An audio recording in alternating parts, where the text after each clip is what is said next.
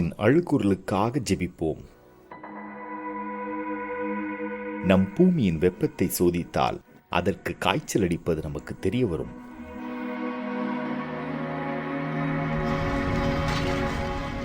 நம்மைப் போல அதுவும் உடல் நலம் குன்றியுள்ளது.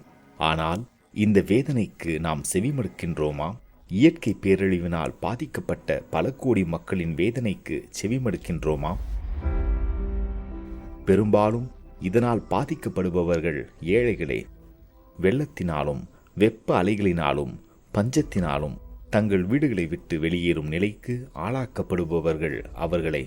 மனிதர்களால் உருவாக்கப்பட்ட சூழல் மாற்றம், மாசுகேடு, பல்லுயிருக்கான இழப்பு போன்றவை வெறுமனே சூழலியலுக்கான பதிலிருப்பை மட்டும் நாடுவதில்லை. மாறாக சமூக, பொருளாதார, அரசியல் தீர்வுகளை நாடுகின்றது. நம் தனிப்பட்ட குழும பழக்க வழக்கங்களை மாற்றி ஏழ்மைக்கு எதிராகவும் இயற்கையை பாதுகாக்கவும் நாம் பாடுபட வேண்டும்.